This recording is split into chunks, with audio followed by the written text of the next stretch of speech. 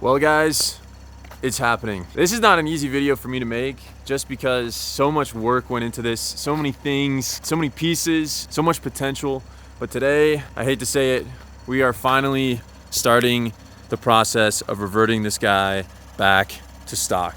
And if you're wondering why, well, I made a video about it. I've had this car now for about 8 months and kind of just had enough. I just feel like this platform for my goals is not for me, and that's kind of what led to this decision. We need to savor it, we need to take it in. The final moments with this guy, as today marks the day we are finally transitioning away from this platform. And with that being said, what's going on guys? Welcome back to another video. Welcome to the channel. This is a 2020 M340i here. Like I said, I've had it for 8 months. And don't worry, this video is not gonna be a sad video. It's gonna be a positive video because today we actually have a lot of fun stuff planned. So stay tuned. We're actually gonna be throwing a Catless downpipe on this guy. I was talking to Shoop last night and we wanna see how much potential this car actually has with this setup. PI and DI upgrades with a 6769. Right now we have a 400 cell AA catted downpipe and we're at about 95 wastegate duty cycle. So this turbo is definitely struggling with this restriction. So we want to put our scientist outfits on and see what this guy can do with a Catless, how much difference there's going to be, just for one last hurrah, one last test, just so we can know the potential of this platform in case you guys wanted to do anything similar. So definitely stay tuned for that. That is going to be some interesting data. This guy's already running high sixes in the 60 to 130 with that fully 400 cell restricted downpipe. So Catless is going to be interesting. So check this out. Let me show you some of the goodies back here we have in the trunk. I still have to worry about getting the stock exhaust as well as downpipe. I need to find someone selling those. But we have our intake manifold here, we have our stock turbo, we have our high pressure fuel pump and S58 injectors, and then our Catless downpipe we're gonna be swapping on.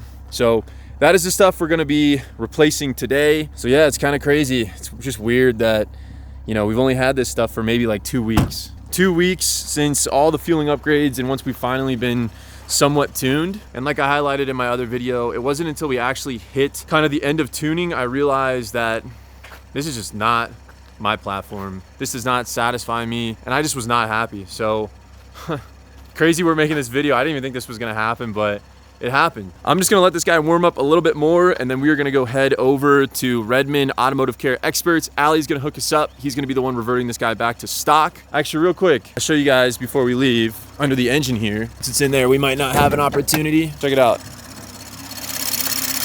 Here's what we're working with.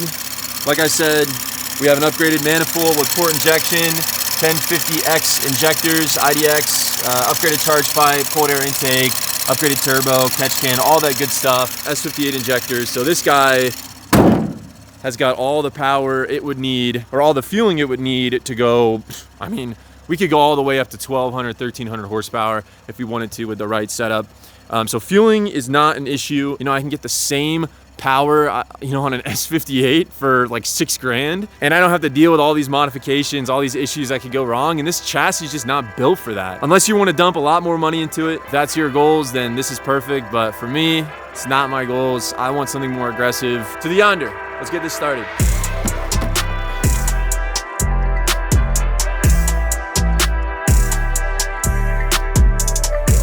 Man, this is just such a great car. It's so hard to make this decision, but I have to. Downpipe tune, full bolt-ons, then this is like the perfect car. I mean, you got the luxury, you got the gas mileage. It's like, I probably have over 30 miles per gallon just on this trip, you know, averaging, being in comfort mode. We're just cruising, you know, like this is such a nice car for what it is. But obviously with my goals and what I'm looking for, you know, it doesn't fit the bill. You know, I want something a little bit more, something more aggressive. Gas mileage in this thing was just such a nice plus. I think the best trip I ever had, fully tuned, was like 40 miles per gallon on a 3-hour trip. We averaged 40 mpg in this bad boy. Other engines, man, this thing runs like a diesel engine. It's like a diesel. So this is definitely some bittersweet, you know, moments with this thing, but you can see too, I didn't even do like any interior modifications. It was pretty much just performance and exterior.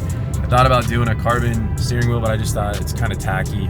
You know, same thing with this stuff. I thought I'd just leave it. We'll just keep it OEM. Definitely not gonna rush this though. We're gonna find the right car. I don't wanna do anything I'm gonna, you know, regret later. Even with this guy, you know, I don't wanna do anything I'm gonna regret.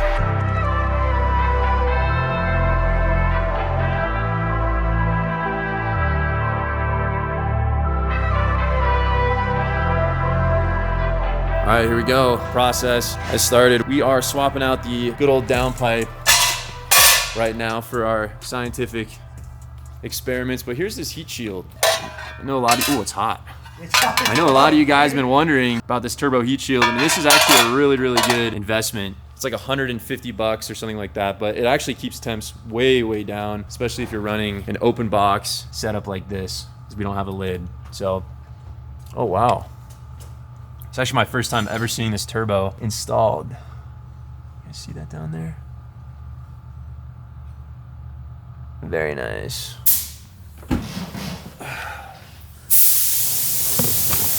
Alrighty, well, he's trying to get that downpipe loose right now. Here's our full Catless. You guys can see, look at that, all the way through. So I guess we'll see what power levels we're gonna be at. This is gonna be interesting. Like I mentioned earlier, on the 400 cell AA catted downpipe, we are at 95% duty. Oh, voice crack. We're at 95% duty, and we're only at like 30 PSI. So this will be really interesting if the Catless has that much less restriction to where we can turn it up, maybe 34, 35, which I'd be super surprised. So here's our old TU high pressure fuel pump right here. The good old TU pump, the infamous TU pump. So that guy will go back in there. And then our old injectors, as well as some spark plugs in there. So here's this. This is our phase one right now. Downpipe, fueling, intake manifold, stock turbo.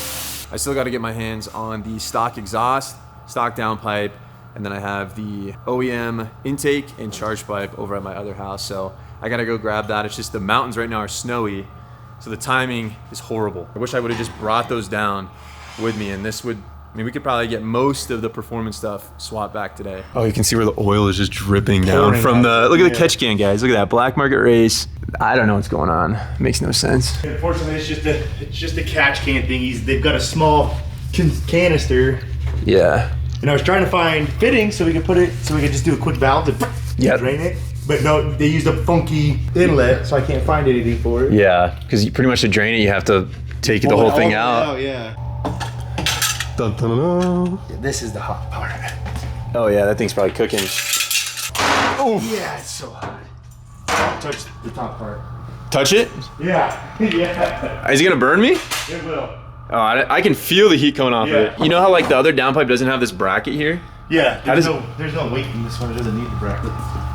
Oh yeah, there you go. This one weighs nothing.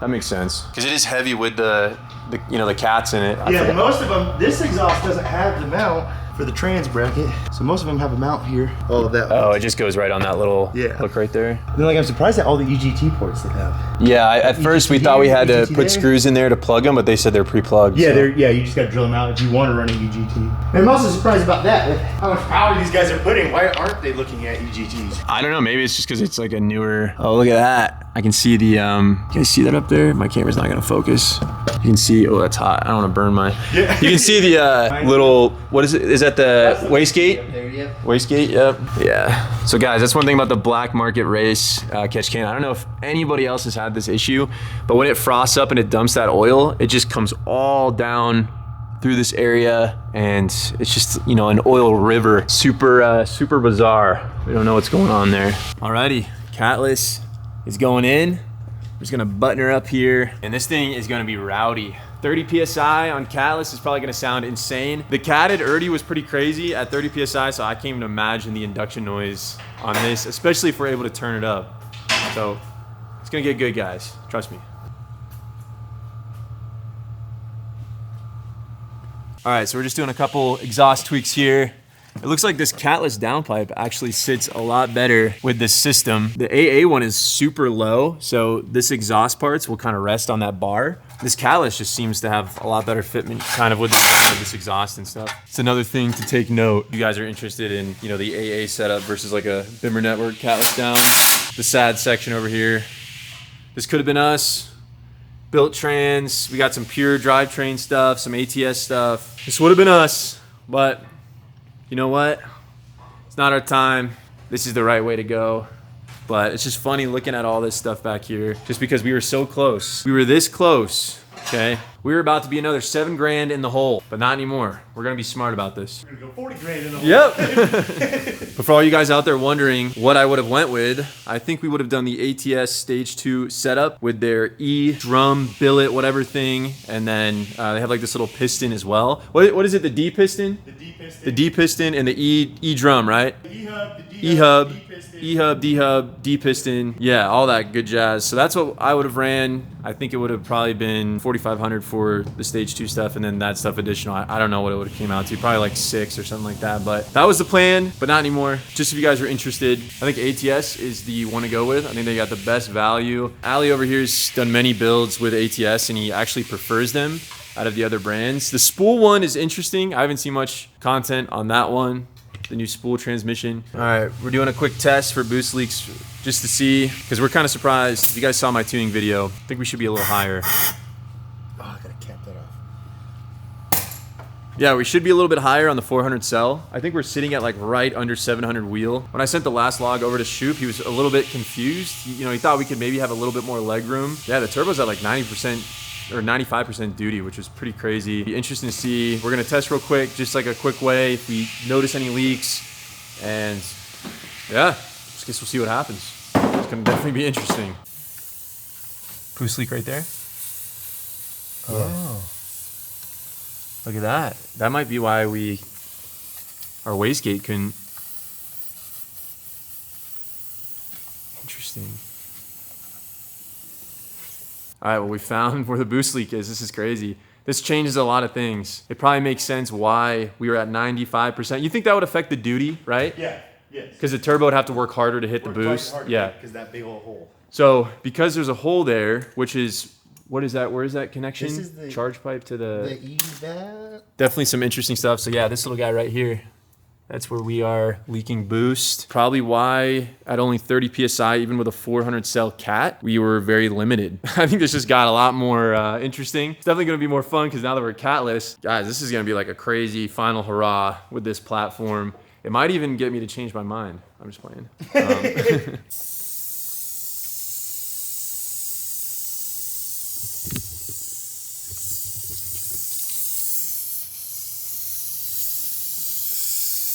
I mean, it's leaking, Yeah. but it's not boost pressure leaking.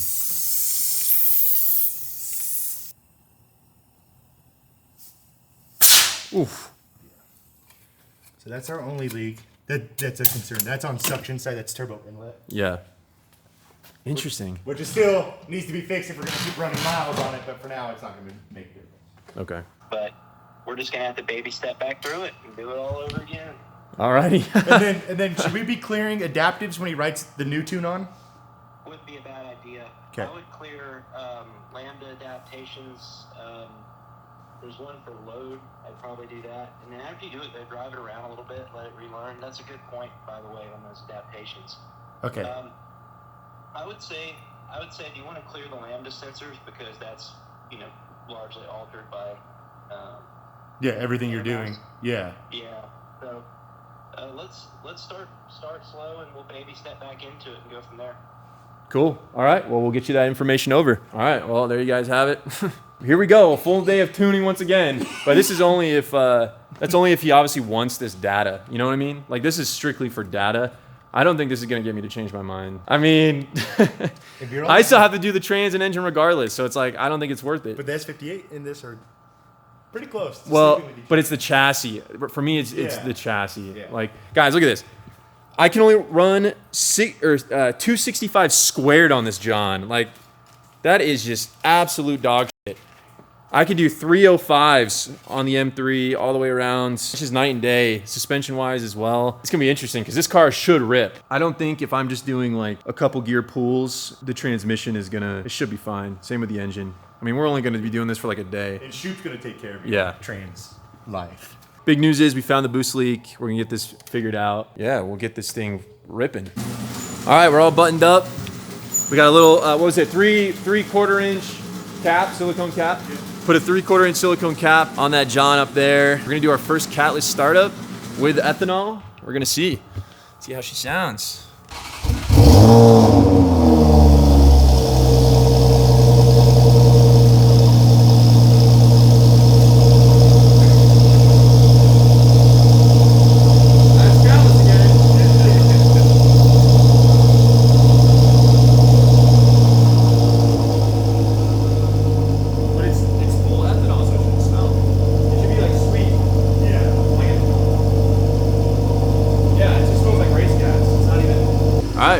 another fun day of tuning. Let's see where these adventures are gonna take us.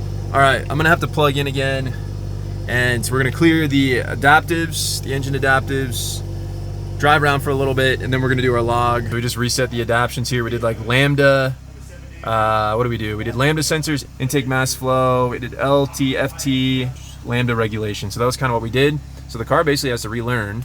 So it's gonna be a little choppy at first. So we're gonna see what it's gonna sound like. Oh, I'd gap that so hard. Oh my gosh, it wouldn't even be close. GPS connected. Oh wow, that ethanol it does smell sweet. It's like my first time ever smelling like raw E85 from a Catless downpipe. All right, so I just drove around for a little bit. What we're gonna do now, we can do a little 2,500 to 4,000 RPM pull here. So we're gonna go into sport, S mode. Gonna hold traction off. Get my log pulled up.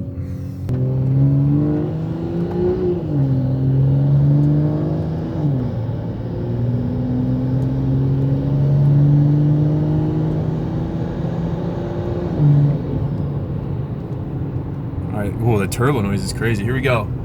Start log.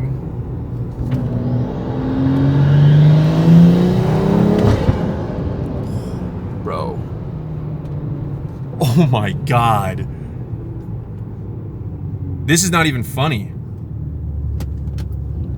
This car is gonna rip, dude. I'm not even saying that just to be like theatrical right now, but even at 4,000 RPM, it feels like it's already into boost. Like I'm talking like high 20s PSI.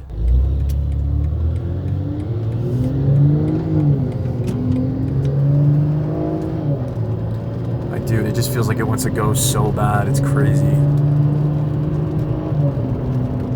Probably start the party now. Oh, I could already tell. Like, even just going up to 4, it felt like the boost felt very, very aggressive, and the spool is way quicker. Obviously, there's no restriction now, so. Yeah, it's partying. It didn't shut the throttle. It's controlling it. What are the fuel trims looking like? Oh yeah, yeah, Daddy Light. She's buttered.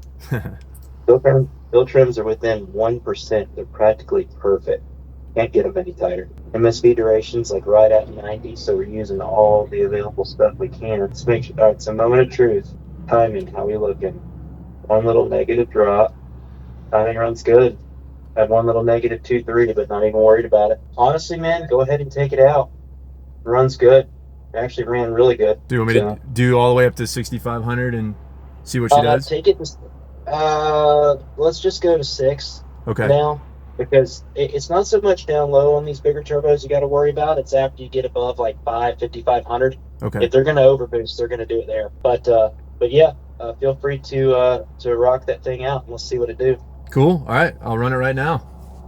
Thank you, bye. Yep. All right. Bye-bye. Bye. We'll see if we can boogie here.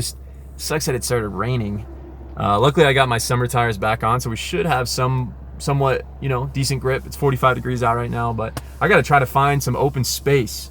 That's going to be my biggest issue. I think I can actually rock Catless on full E85 and be happy. Like, I don't feel like I'm, you know, losing brain cells. It's just like it's a sweet smell. It just, you know, burns cleaner. But I'm surprised. It's my first time ever smelling raw ethanol burning. But finally hit the check engine light. You guys can see it right there. So I'll pull over up here and we'll see what that is, but I guarantee it's because of the evap. So I just cleared the code. Once again, it was the evap thing. I'm gonna see if we can rip a log here though. This would be super clutch. Let's see, it's a very, very short on-ramp.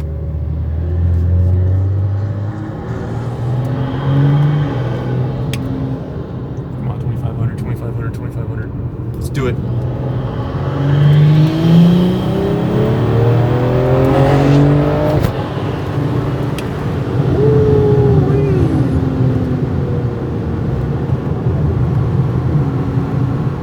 Squirm City, dude.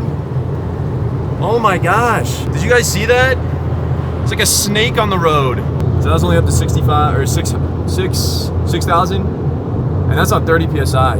I can't even imagine what anything more would be. We'd be squirming everywhere. So I'm gonna data zap this again and see what happens. Woo, it's exciting though. That was fun. That was fun. Well, you want to hear something interesting? What's that? What do you think your wastegate duty cycle is at now? Oh man, I'm gonna say in the 70s. Not quite. It's 86. Okay. In other words, that's a huge drop Yeah. on an electronic wastegate car.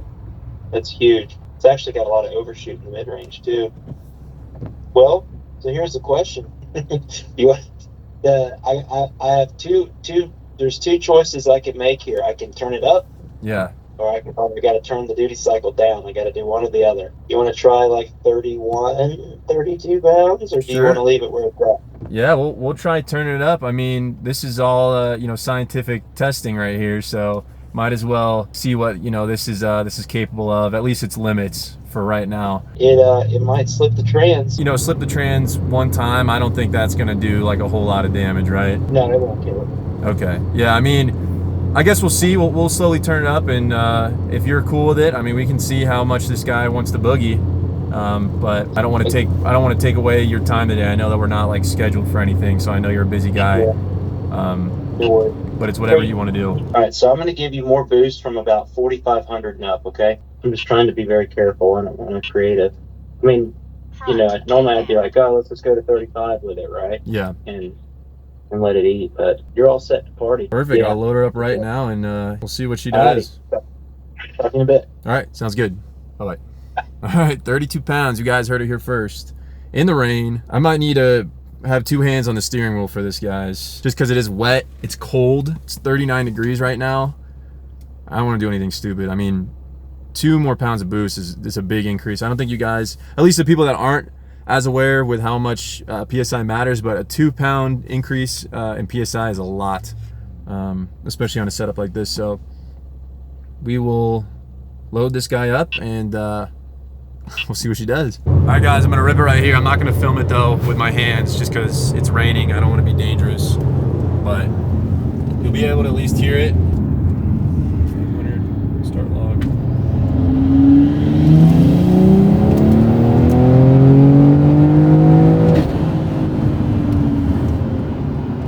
Yeah, it almost didn't feel as fast as the one before. I don't know if that's showing up in the data. Proportional will kick in and it'll add what it doesn't have. It'll add up to 2 or 3%. I just sent it over to you.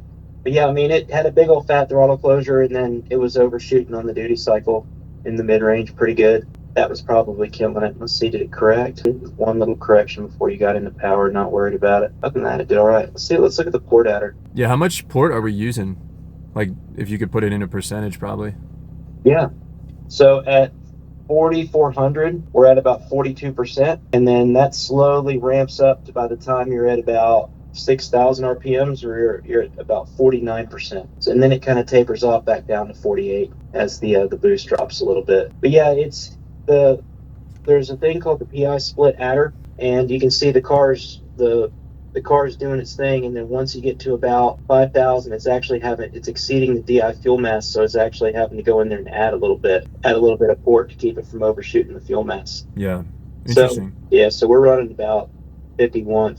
I would say about 49% total from the direct. If this thing was on a TU pump and stock injectors, we'd probably be about 60, probably about 70 right now. Ah, okay, interesting. We'd be, yeah, probably 60 to 70, somewhere in there. So we're saving about 10 to 15%. Now, here's the thing.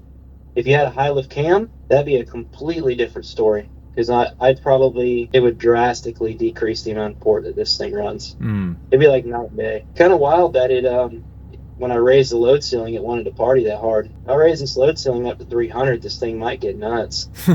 No, so, it feels yeah, I mean, I can tell it's definitely way less restricted than before. And let me know, though. I'm gonna get back to something real quick, and I'll talk to you soon. Cool, sounds good. Thanks, David. No problem. Yep, cheers. Bye-bye. All right, guys, I made the executive decision. We're gonna go get some more ethanol, just because we're pretty low. We're on fuel reserve right now, and I don't want to be, ripping WOT at, with just a little bit in the tank. So get some ethanol, and then I think it's time for some Panda Express. I mean, I saw that Panda thing there, where we parked, and I'm just thinking, man, it's like a Panda Express kind of day. So I think we're gonna refuel not only the car, but our nutrients, some good old Panda Express, and then we'll be back to ripping the logs. All Alrighty, I think we might have some space here. I have no idea our ethanol oh, 75. Wow. All right, we're gonna try to rip it right here. Like I said, I'm gonna put my camera down just to be safe. But here we go.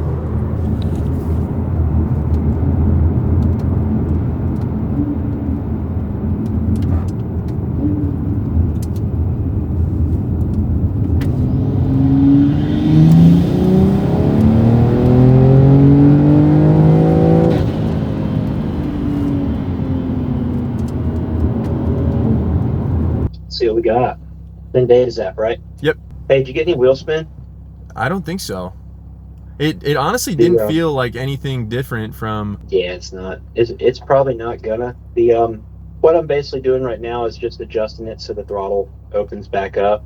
There's still a little bit of closure, but it's not too bad. But the most recent log that I have in here, Will, it shows the car kind of jumping up. It kind of jumps up on the RPM, so it goes from 4,900 and then it has like a rapid increase to 6,000, and there's not too much data in between there. So you think that is maybe a sign of spinning? Yeah, it looks like it started spinning, or it added more port, and then that just kind of changed the logging, the sampling rate. Interesting. Yeah, it didn't feel like, I mean, I don't know. I didn't get like the squirming sensation. One of the logs I did get it. That was the first one we logged at 30. The car definitely was snaking a little bit up top, but this one just felt pretty linear. It wasn't like a, oh shit, hold on kind of you know, boost build. But yeah, looks like it added a little bit more PI to it up top. It's kind of, the sampling rate on the log is kind of poor, unfortunately. Let me do this. I'm going to send you another.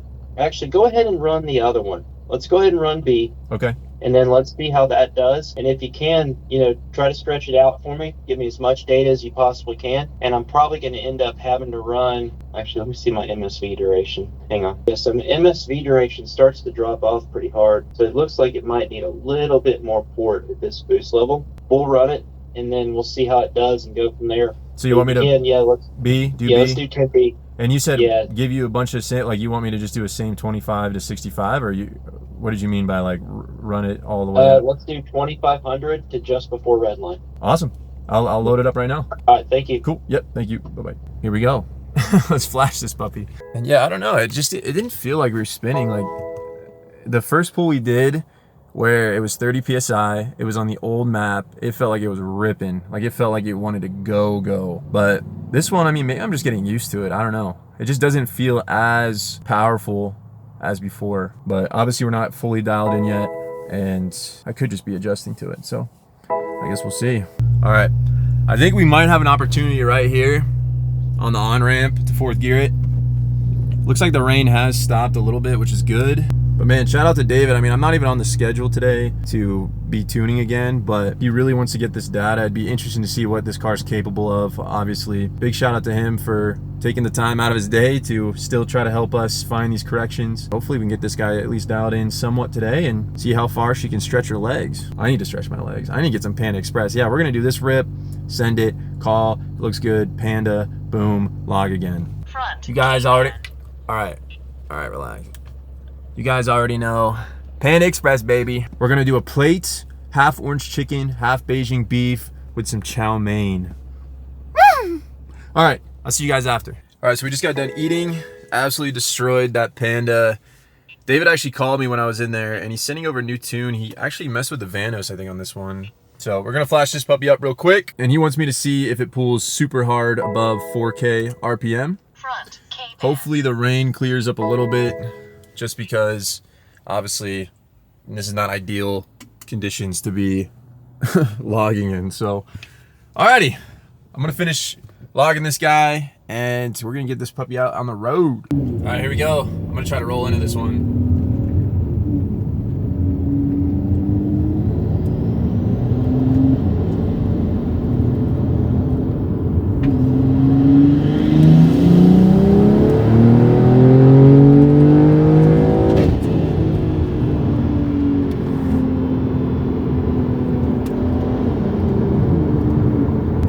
Freaking pulled like crazy, dude.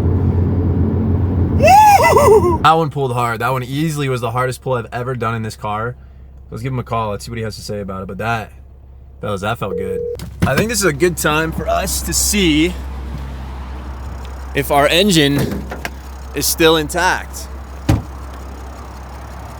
Let's see if that little silicone plug is still there. Yep, we're still good. Oh yeah. Woo! Black market, baby. So that is that. We're still running good. Let's see what the idle sounds like. Let's see if it's super choppy.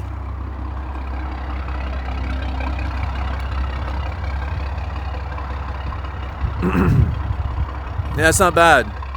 It's definitely not bad. All right, well, we're gonna wait for David to get back to me. I'd be surprised if we turn this thing up more. I mean, it already feels like a rocket. I'm scared to shift into fifth. I'm so scared. I feel like my transmission is just gonna... I say that one pulled like a M340 Banshee I, let me tell you. That was easily the most aggressive one so far. I could really feel it up top. Like it did not stop. I don't feel like it's worth your time to continue to like refine this if, you know, this week I'm gonna start taking the parts off. Yeah, yeah, exactly. Normally I'd be like, hey man, let's do an exhaust cam or something. Let's do a little bit more work on it. But I think we should probably just stop while we're ahead. Yeah. Unfortunately. Yeah, we'll leave on a good note on that. And I'll still think about the whole dyno thing. Like I said, I'll have to digest that a little bit. $500, like I said. I don't know if it's worth the, you know, the hurrah. All right, man. Hopefully it feels a little faster and a little bit more rewarding for you. That's probably a little closer to probably where we want it to be, right? So yeah. I would say it's probably in the high 6s, maybe right at 7. Okay. If I had to guess. Yeah. Maybe somewhere in that range, which is fairly decent. I mean, like I said, I could go higher and go nuts with it, but it's probably making 700 foot-pounds of torque. Yeah. So, you know, that's with me not leaning on the hard down low. I mean, like I said, I'm light on it at $4,000 or like 3,500. I'm not going crazy. So just let me know, man. I'll be around. Cool. So let me know how it does. All right, man. Talk to you soon. Cool. Sounds good. Cheers. Bye-bye. 700 foot-pounds of torque on a ZF 851.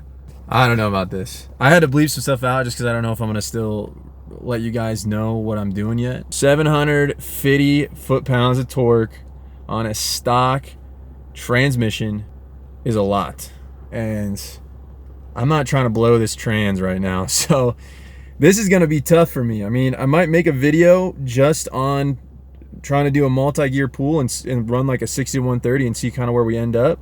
Yeah, I don't know, man. Dang, I gotta think about this. But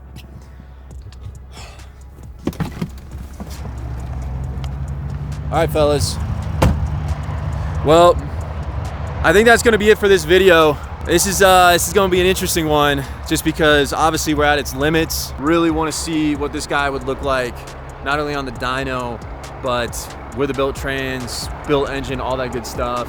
It's just right now, this doesn't really make sense. It doesn't really, I don't know. Definitely something we're gonna have to figure out, and I think we're gonna call it here today, just so the next time, you know, if we want to see how fast this thing is 60-130, we can give it a rip. But man, it's just that transmission, dude. I really don't want to roll the dice on that. I just feel like it'd be so stupid of me just for the YouTube video to blow the trans right before I potentially sell it. Lots of fun stuff to come. It's gonna be a mystery. Who knows? I still don't even know what I'm gonna do. So appreciate you guys tuning in. Much love as always, and we're gonna see where this goes. So be patient, and I promise you it's gonna be a good result. Last look. Much love.